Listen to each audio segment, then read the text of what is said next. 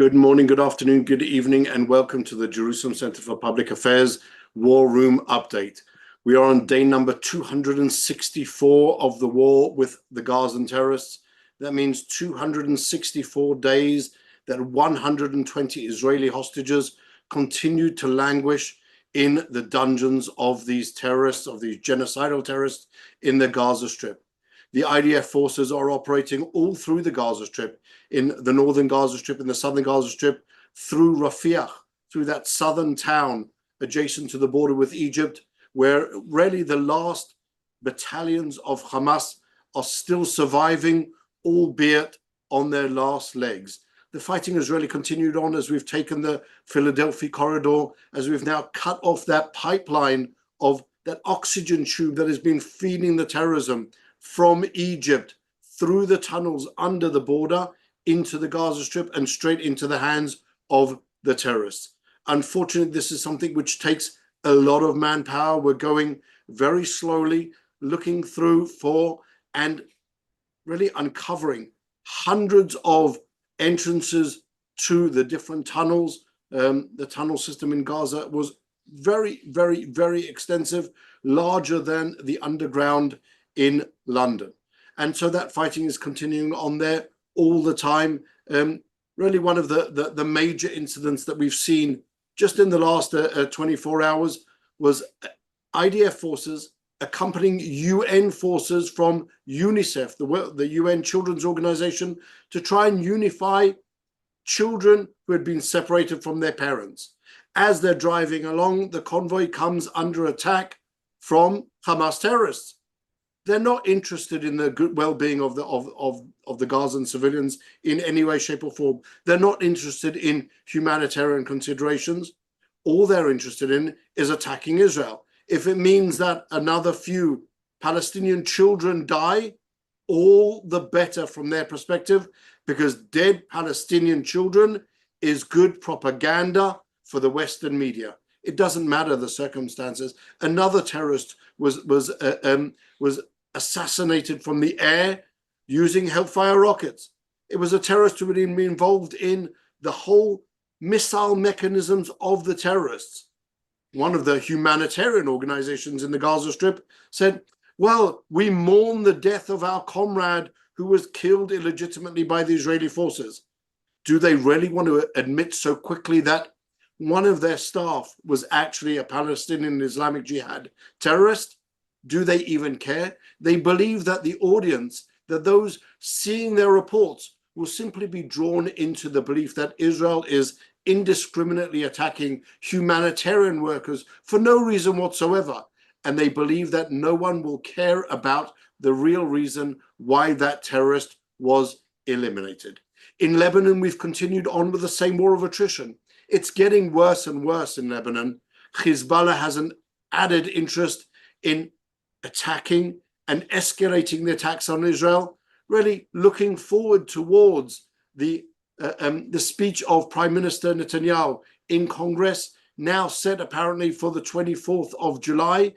They're going to do all they can to interrupt that. They're going to do all they can to interrupt what Israel is about to say in Congress and what Israel is going to present to the world.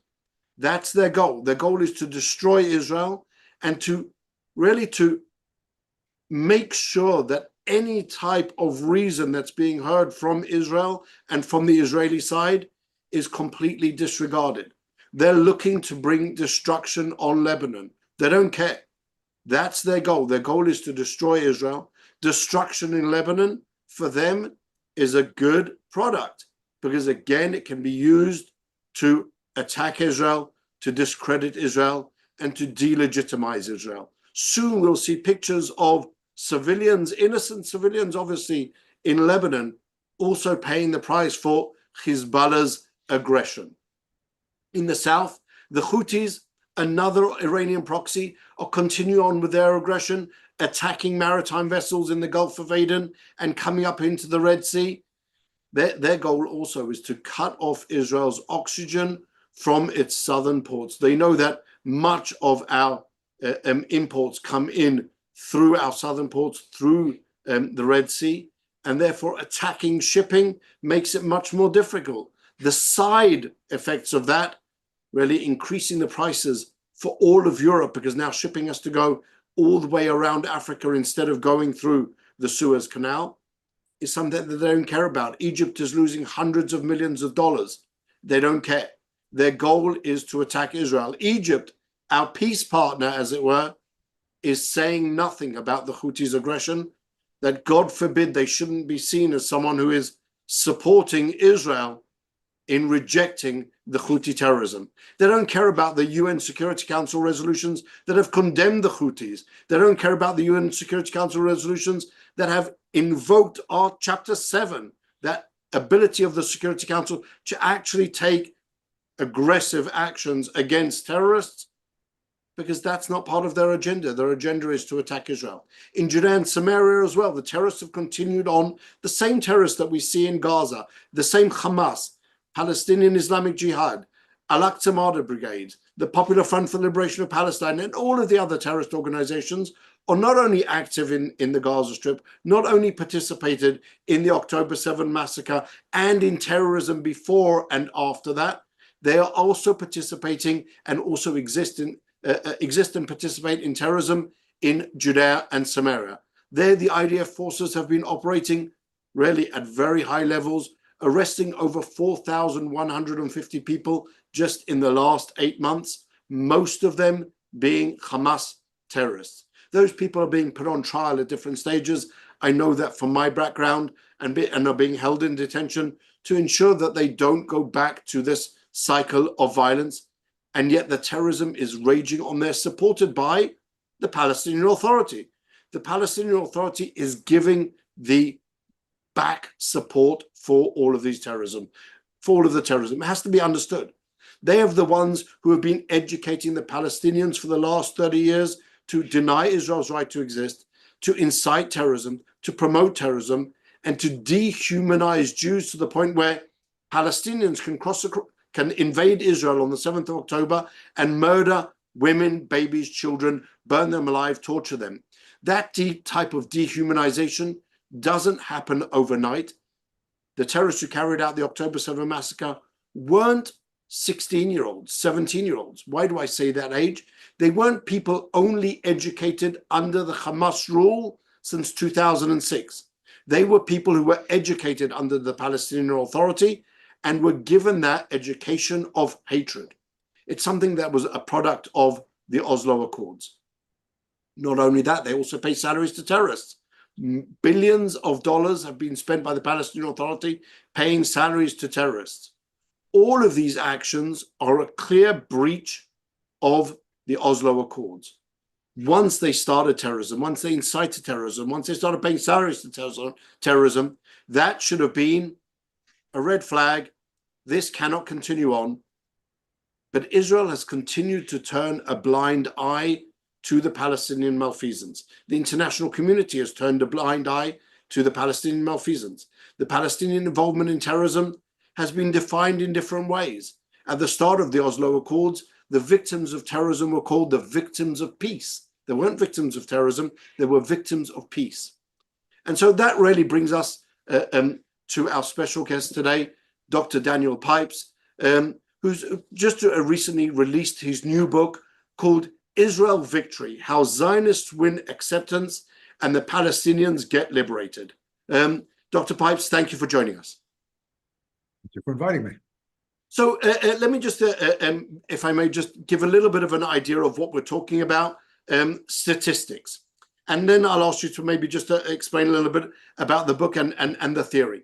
Statistics easily say like this: since the Oslo Accords, more Israelis have died from Palestinian terrorism than ever before.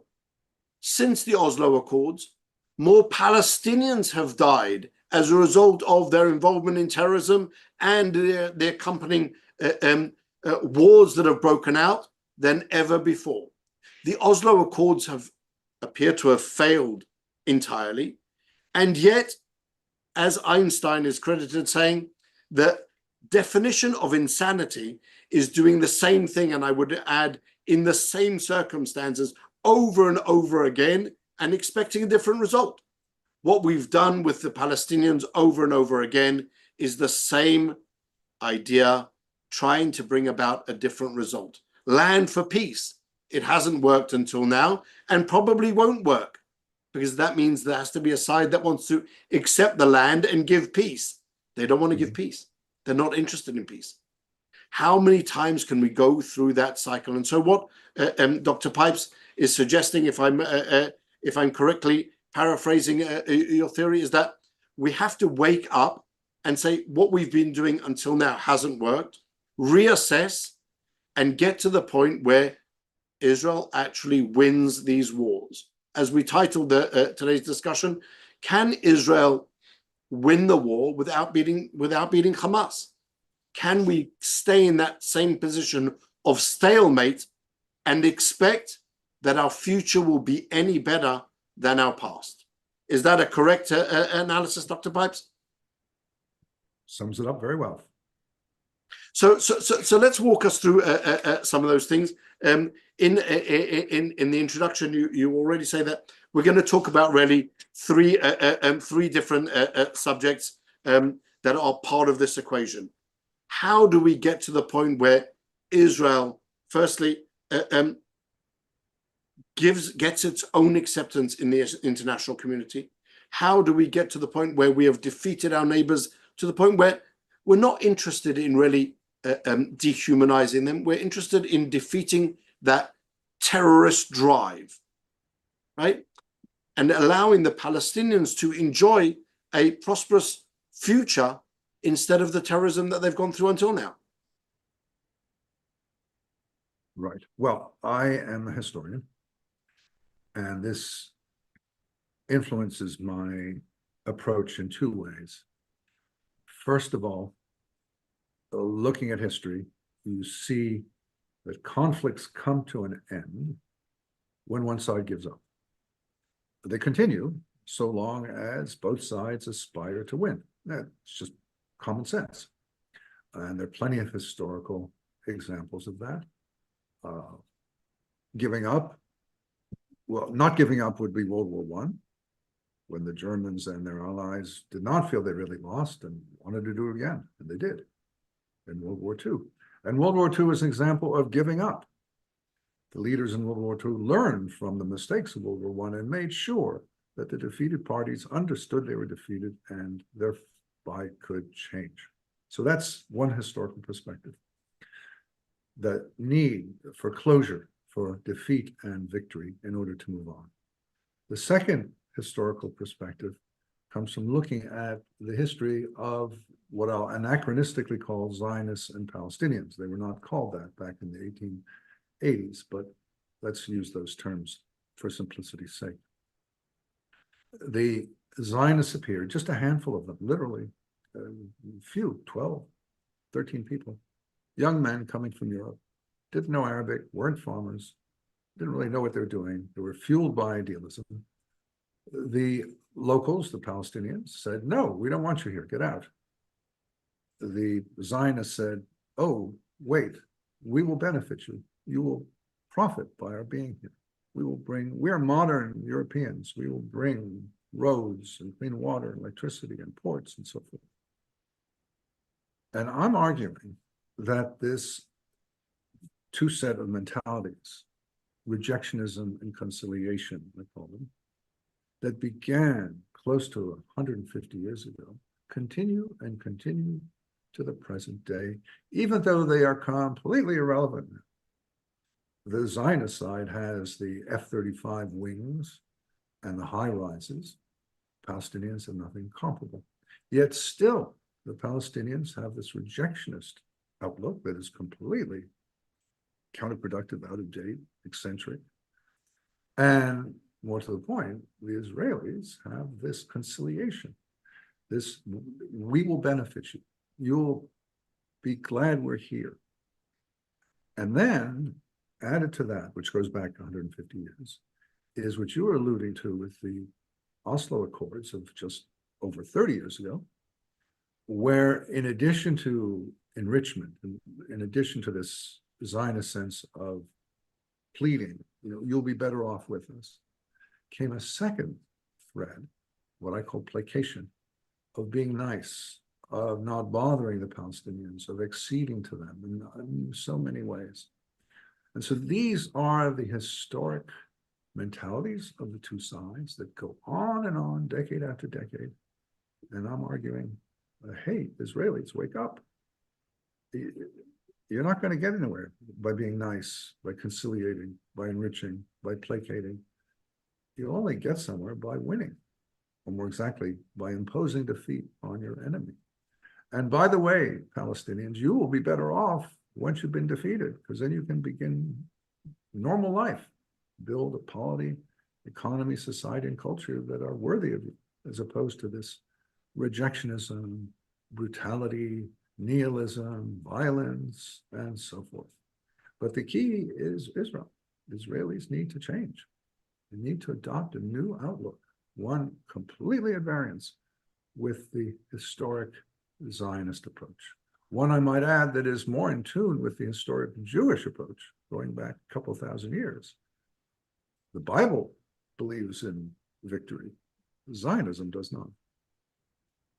So I believe that on the way there have been all of these different stages where that very same really paradigm has played out to different extents.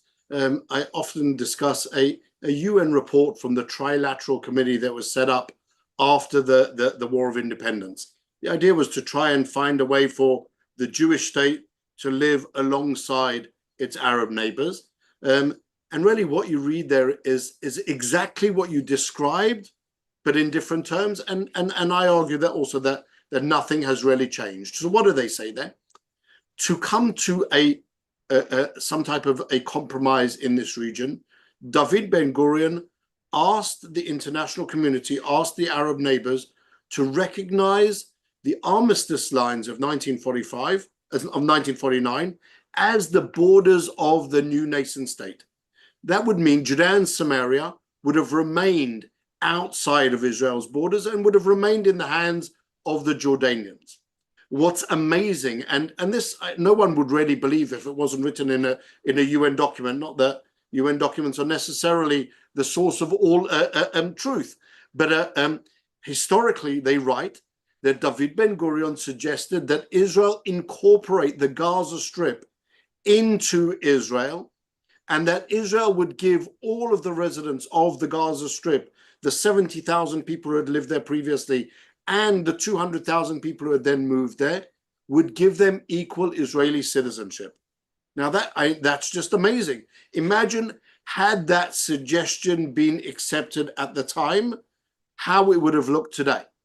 And nothing changed. The Arabs on their hand, as you said, Israel trying to placate its neighbors, giving up on what should have been ours, saying, well, just give us what we have and accept our right to exist. And the Arab response was, we don't accept your right to exist. First, accept back into this new Jewish entity all of the refugees, give them equal citizenship, and we will destroy you demographically and democratically before you even start. And that really has been the case for the last 76 years. Nothing has changed. Let me make two responses to that. First, Ben-Gurion's offer to incorporate Gaza and Gazans into Israel is not an idea that's defunct. Let me refer to a book about a decade ago by Carolyn Glick called The One-State Solution, where she advises that Israel annex the West Bank and annex the West Bankers and include them as Israelis. So that idea is still alive and still has serious proponents. Secondly, you brought in the Arab states. I hadn't made no mention of Arab states. I make a distinction, a very important distinction between Arab states and Palestinians. This battle began between Palestinians and Israelis, and it remained basically a local battle until 1948. And then for 25 years, till 1973, it was an international battle where the Palestinians were on the side. It was Egypt, Syria, Jordan in particular, but also Iraq, Lebanon, and Saudi Arabia. It was a state to state. It was an international. It was a conflict between armies, navies, and air forces. The remarkable thing is that the Arab states then left in 1973. And for the past 51 years, it has reverted to being a Palestinian-Israeli battle. So there's this period in the middle of 25 years, which is distinct from what came before, what's come since, in which the Israeli military defeated time and again, dramatically, most especially the Six-Day War of 1967, the Arab armies, navies, and air forces. But they're gone. And not only are they gone for all this time, with the most minor exceptions, Syria 1982, Iraq 1991, minor exceptions. Not only are the Arab states not fighting Israel with their militaries, but they're quiet. Think of the last 8.5 months since October 7th. You basically haven't heard a peep from Morocco to Iraq. Not a word. They'll make some minor statement. In some cases, they're even somewhat friendly to Israel. For example, the UAE. So the Arab states got pulled in and lost terribly and abandoned the conflict. They're gone. Yeah, they'll vote against Israel in the United Nations and so forth, but they're essentially irrelevant, like other anti-Israel governments vote against Israel and so forth, but they're not part of a war effort. Palestinians sought to be the leaders of this and became the leaders of this conflict, increasingly after 1973. There are various stages, but certainly since Oslo in 1993, there's absolutely no Arab state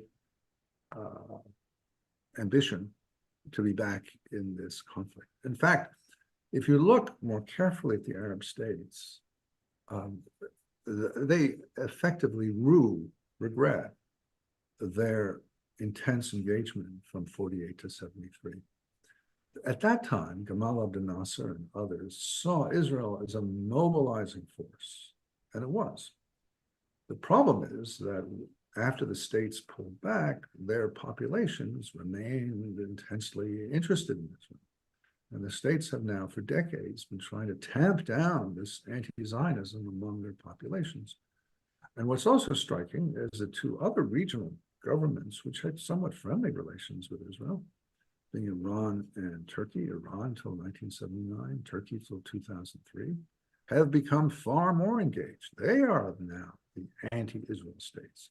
They came to the game later, and they are now playing that role. Now, they're not militarily, well, I guess Iran is now, as of mid-April, militarily engaged. Turkey is not militarily engaged against Israel. It is helping the enemies of Israel, but it's not actually engaged. I suspect that the Iranian and Turkish governments will eventually pull out as well. This is just not a very helpful conflict for them in the long term. So the short of it is the Arab states are gone. Iranian and Turkish states have jumped in, but it's dominated by the Palestinians. And what's also striking is that the Arab states during those 25 years tried to present themselves as the victim of Israel. Well, take a look at the map.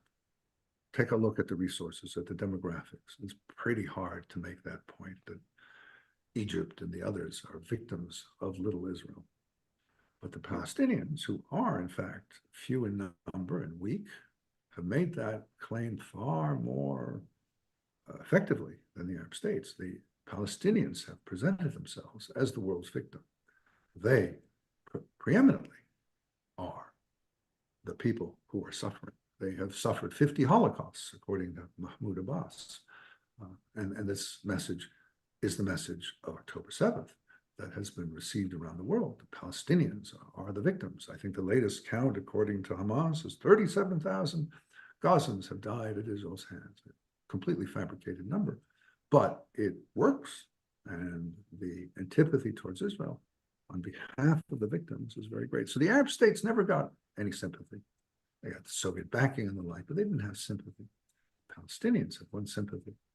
And just to close on this, whereas Israel has the wings of F-35s and the high rises, the Palestinians have the victimization and the sympathy that goes along with that. So Israel's powerful in objective terms. The Palestinians are powerful in media terms, ideational terms, in people's minds. So that really brings me directly on to exactly the next point that I want to. It seems that on the battleground, Israel has the superiority. We beat the Egyptians, we beat the Syrians, we beat the Jordanians in faster, slower. But really, on an army-to-army basis, the Arab armies have consistently lost along the way. Where we appear to be losing, and it's one of the points that you make in your book, is that we seem to be, as they say in British politics, to be poo-pooing all of the slander, all of the libels that the Palestinian Authority is supporting and promulgating around the world. The Jews are colonialists. Israel is indiscriminately targeting Palestinian children. Israel is raping the Palestinian women. When you ask even Arab residents of sort of friendly countries even, they still believe the propaganda because they haven't been here, they haven't experienced it. And what they're hearing and what they give credence to is people like the PA representative, ambassador, call him as you will, to the UN, who claims that Israel is murdering indiscriminately Palestinian children. Someone serious sitting in the UN making such a claim, they give that credence, and Israel doesn't seem to be able to cope with that around the world. As they say, that a lie gets half the way around the world before the truth can even put its boots on. And our ability to deal with those slanders and counter those slanders is both limited, and it's questionable whether we've put enough stress on dealing with not the military force, but on dealing with this soft power, almost as it be, of persuading the hearts and minds of people to believe something that is a complete fiction, as long as the Jews are responsible. Right. But I would argue that it's too late to take on the anti-Zionist forces around the world, in particular the left. It's too big a challenge. For example, the young, somewhat new president of Chile, by the name of Boric, is viciously anti-Israel, to the point that he didn't want to accept the credentials of the Israeli ambassador. You can't do anything about him. He's gone. So I would argue that for Israel to try and take on the left and the Muslims around the world is hopeless. Rather, what Israel should do is not try and deal with the leaves on the branches of the tree, but the roots of the tree, the source of this. And the source is the Palestinians.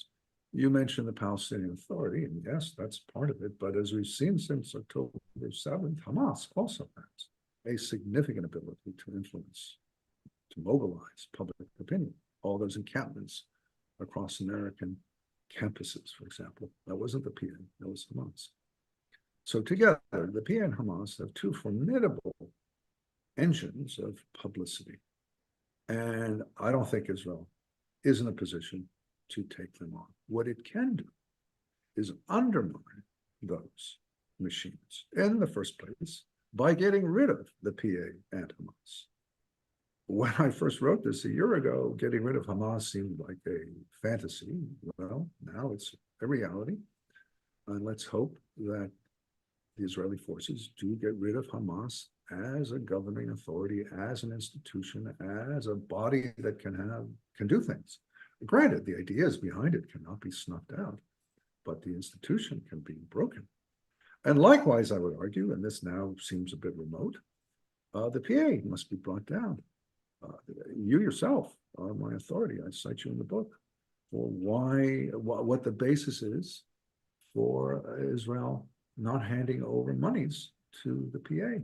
The PA has broken its promises, so why should Israel fulfill its promises? all those tax monies and so forth.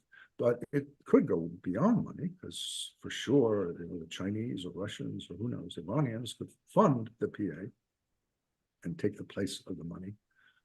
So it might require more. But in any case, I think Israel has to start by bringing down these two hostile institutions. And then the next step, that's the easy part. The next step is applying this effort, this Hezbollah effort, convincing effort, to the Palestinians themselves. And I believe that while Israel has been attentive to populations around the world, to college students on TikTok and their ilk, it has ignored the Palestinians. It has seen, the Israeli security establishment has seen Palestinians as hostile to the end of days. Nothing can be done about them. I use the analogy of hyenas and lions. Hyenas and lions fight. They just fight, and they'll always fight. And that is the Israeli security establishment attitude towards the Palestinians. I am more optimistic. I know the many distinguished Palestinians who want to work with Israel, whom Israel does not support, does not enhance, does not fund. I note the many vehicles Israel has to influence Palestinian, by Palestinian I mean West Bank, Gaza, and East Jerusalem opinion, the money it has, the pressure it can apply, the personnel it has, the resources of every sort, which are not being used. So while not suggesting that external efforts should be diminished, I'm saying those are secondary. The key for Israel is to influence Palestinian opinion within Gaza, West Bank, and Eastern Jerusalem, something the Israeli government and the Israeli institutions are not trying to do. Therein lies the key. And that's the element of my optimism. I do believe Palestinians have gone through a lot and are open to this. Some voices are very explicit, others are more muffled. But I believe there is an opportunity here for Israel to win, not just militarily, but with ideas. I think it's the idea, Dr. Pipes, of taking out the negative elements that exist here in this really conflict between Israel and the Palestinian leadership. I wouldn't say it's even Israel and the Palestinians. I don't believe that. To a certain extent, I would differ on the understanding of how the Israeli security establishment views the Palestinian people. I believe that part of the root causes of the operational and intelligence failure of the 7th of October was that the Israeli security establishment thought that Hamas cared at least about the Gazan population as we did, which is why just a week before the massacre, the Israeli security establishment was recommending to Israel's government that we allow more Gazans to come into Israel, to work in Israel, to feed their economy, to grow their economy, instead of suffering from the alleged unemployment. And so that was a function of truly caring and thinking, well, maybe Hamas has changed its ideology and we can help push that cart along. That unfortunately turned out to be a tremendous disaster. But if we can identify what are the obstacles, as it were, the real obstacles to promoting peace, to promoting this idea of prosperity for the Israeli people, for the Palestinian people, and we can identify Hamas, genocidal terrorists, they are clearly not good. The Palestinian Authority, which promotes, incites, and teaches terrorism, is clearly not good, not for them and not for us. And I would argue possibly that the moment that, and it comes up also, I believe in your book, the moment that Israel agreed to waive the right to control, really to control the messaging of the Palestinian education, we also almost lost the fight, because we allowed hostile elements to be entirely in control of what they teach the next generations, and it's growing generations. And what they're teaching is hostility, denial of Israel's right to exist, promotion of dehumanization, and the promotion of the destruction of Israel. That messaging can never bring about a positive future. And so now when we need to do the restart, it's going to be quite a gargantuan task to roll that all back. Just for our viewers, there was just recently a storm in Israel when the IDF spokesman, Brigadier Admiral Hagari, said that the Israeli IDF alone cannot defeat the idea of Hamas. Hamas is an idea, and so we can't defeat that. So if we try and take it back through the historical perspective, obviously it's impossible to only destroy Nazism through physical force. You can destroy the Nazi forces, but to change that ideology that supported Nazism, this then required a level of re-education, of changing the focus of the education. That's something that we're going to have to do in Gaza and in Judea and Samaria sooner or later. But it's something that Brigadier Admiral Hagari was right. It's not sufficient to only kill the Hamas terrorists on the ground. It needs to be complemented with this idea of destroying the idea. Are there no Nazis around in the world? Yes, of course there are. But they're a very limited, small group, and the idea in general has been quashed. Right. I agree.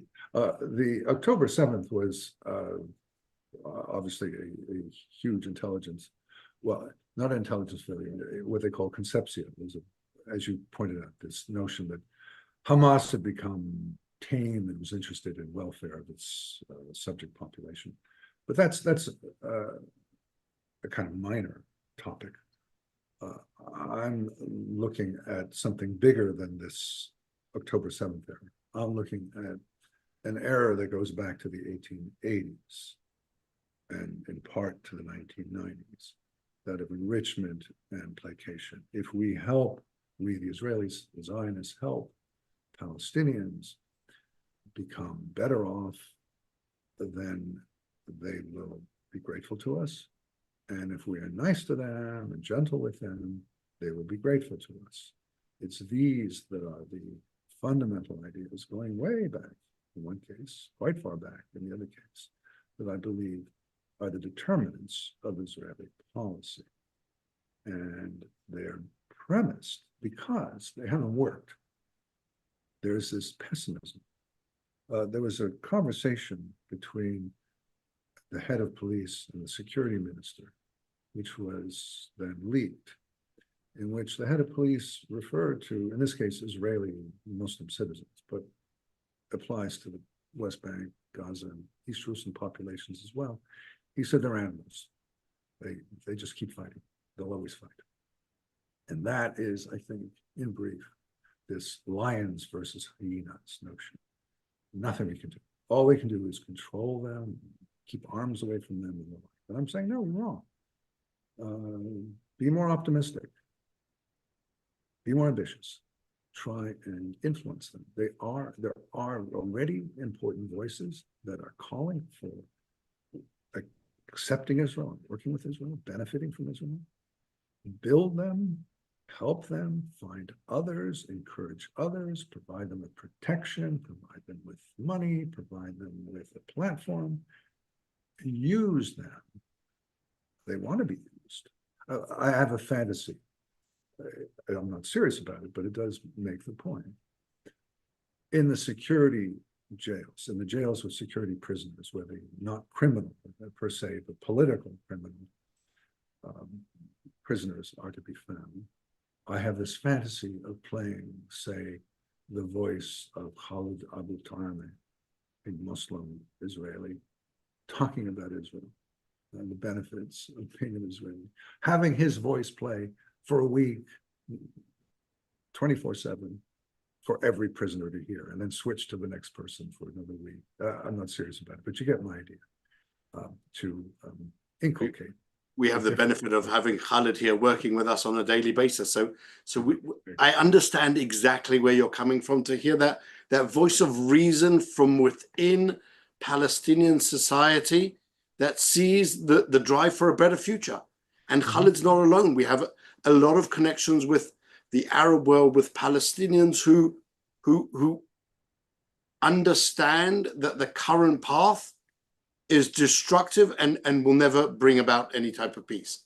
And so that it's time to change. The question is, what we're really discussing is almost in a vacuum, Israel and the Palestinians. But that isn't the situation, unfortunately. You have all types of other actors within this environment. And you have, for example, the United States and the different administrations. One of the things where thank you, you quoted me was following an idea that you had already started and you had already researched, which sees a correlation between US financial support to the Palestinian Authority and terrorism. The more support they get, it doesn't bring down terrorism. It's the exact opposite. Financial support is seen, I would argue, as political support. Once they have political support and financial support, they go back to terrorism. And so you see this really disastrous correlation between the more money comes in, the more terrorism goes up. So it's not a question of, well, they're poor and hard done by, but we're giving you more money and yet the terrorism goes up. When you cut off funding, then terrorism goes down. And you can then have the basis for a better future. So we have all of these outside actors that are part of the equation. To what extent do you believe that they influence, misdirect even the conversation that should be happening? There's the famous recording of then Secretary of State Kerry saying that, read my lips, there will be no peace between the Arabs and Israel until the Israel agrees to create a Palestinian state. Oops, and then came along the Abraham Accords. Yep. These conceptions are not only in Israel, but also with our friends and allies leading the conversation astray, I would argue. On your point about more money leading to more violence, I quote your study on that, and I also quote the study done a decade or more earlier by Stephen Stotsky, which came to exactly the same conclusions. It was rather striking. You did your study after his and didn't know about his, but you came to the same conclusions. There's a correlation between aid to the Palestinians and Palestinian violence against Israelis. Remarkable. As for what to do about international efforts, well, I have a whole section of the book on the, well, in brief, the book is about the evil of the Palestinians, the stupidity of the Israelis, and the ignorance of the outside world. And yeah, it does lead just me who understands it. Yeah. The ignorance of the outside world. But, you know, the outside world, the West, the democracies, tend to be sympathetic to Israel, but frustrated by Israel. And they have ideas, for example, that the PA should be enhanced and should take over in Gaza and the like, that come from Israel itself. After all, it's your prime minister who says we got to fund the PA. We need the PA for security cooperation and other things.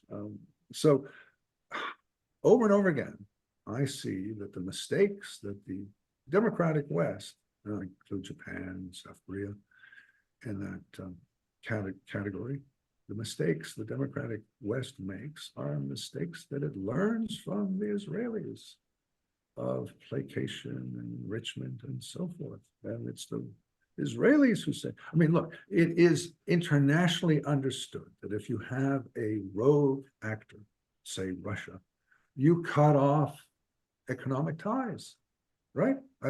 Within a week. And they keep going on. There's a 13th round, I believe it is now, being proposed by the EU of new sanctions against Russia. It's very clear. If you don't like what a state is doing, Venezuela, North Korea, Iran, you sanction it. You cut off economic ties to it. You harm it economically. And that fits into an age-old historic pattern. Think of a medieval city with walls around it, and the besieging forces cut off the water and cut off the supplies in order to force it to surrender. It's instinctive, it's normal, it's human, it's historic, it's a pattern.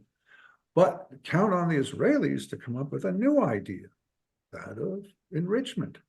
You don't make your enemies suffer economically, you benefit them economically. This was what Theodor Herzl had in mind in his Auf Neuland, in his novel about the Jewish homeland. It's what Ben-Gurion had. It's what Moshe Dayan did post-1967. It's the idea behind the Oslo Accords that Shimon Peres promoted. And it's still there. It's not quite so visible, but it's still there. And naturally, the outside world says, the Israelis, they know what's going on. They say that enriching the Palestinians is the way forward, will help the Palestinians. And as a result, I don't have exact figures on this, but I can say with pretty strong confidence that the West Bankers and Gazans receive more aid per capita from the outside than any other people in the world. And they do so year after year after year because the Israelis came up with this notion. So I blame Israel. I don't blame. Why are Americans supposed to understand this, or Japanese, or Belgians, if the Israelis get it wrong? Israel has to get it right. And then the others will learn from Israel. A lot of countries take their cues from Israelis. Israelis are not a single body. With the Israeli security establishment, the Israeli left, and so forth, the Israeli prime minister. The Israeli prime minister says, we must fund the PA. Well, what do you expect the outside world, the well-meaning outside world to do? It funds the PA. You're quite right. Israel is where the decisions are made, where the mistakes are made. I think that's certainly part of the problem, and it's certainly part of the misunderstanding or difficulty to understand why Israel rejects the PA playing a part in the day after or the decade after in Gaza on the one hand, but is happy to continue working with them in Judea and Samaria at the same time. I'll give you just a tidbit of statistics that I came across just recently. The European Union, let's leave America aside, the European Union. Since 2007, the European Union has given a huge amount of aid to the Palestinians. 800 million euros has been invested by the European Union in gender equality in the Palestinian Authority. Using that money, the Palestinian leaders taught the Palestinians how to correctly beat your wife when she is disobedient. They openly admit that they have no laws that deal with sexual harassment, and yet the European Union plows on and on and on, giving this money to the Palestinian Authority.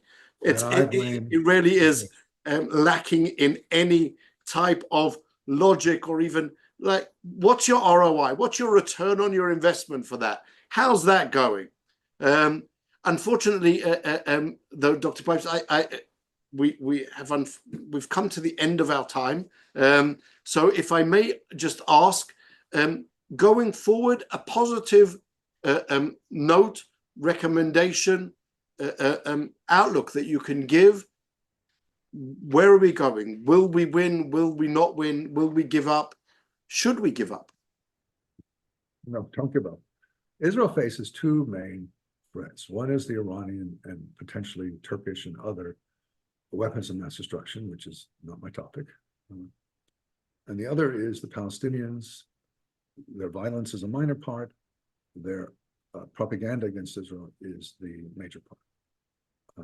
Israel cannot deal with that by going around the world and fighting putting out every fire, by going to Chile, by going to India. It can't do it.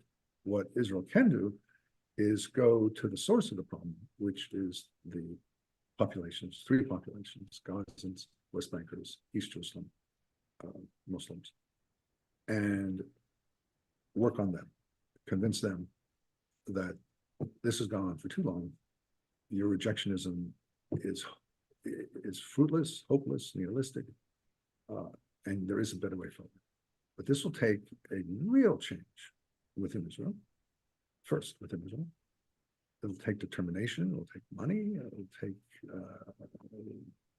a willingness to to withstand all sorts of criticism, but it's the only way forward. It's the only way to victory, and victory is the only way to conclude the conflict. That's what the historical record shows. So Israel victory, that's what I call the book, and that's what I'm suggesting Israelis should take as their goal. That is certainly, I think, the way forward for both Israel and the Palestinians and the international community, and really the wider Middle East, if we don't get to a position where Israel is a clear victor over genocidal terrorists, not over the Palestinians, but over these genocidal terrorists and their genocidal ideology, we will never see peace in this region, and we will never see peace for the Palestinians or for the Israelis. And so that's something that we definitely need to get to. Dr. Pipes, thank you for your insights. Good luck with the book. And if I may reserve the right, as I try to do often, to come back to you soon to join us again on the War Room to discuss this and other subjects. In the meantime, to our audience, thank you again for joining us. You can subscribe to our YouTube channel. Just push the subscribe button as you watch. For those of you who are interested, on our website, you can join us, partner with us in this effort to bring about a better and improved Middle East, not only for Israel and the Israelis, but also for the Palestinians and our Arab neighbors. We will be back again with you again next Monday. In the meantime, again, thank you for joining us, and hope you stay safe until then. Goodbye for now.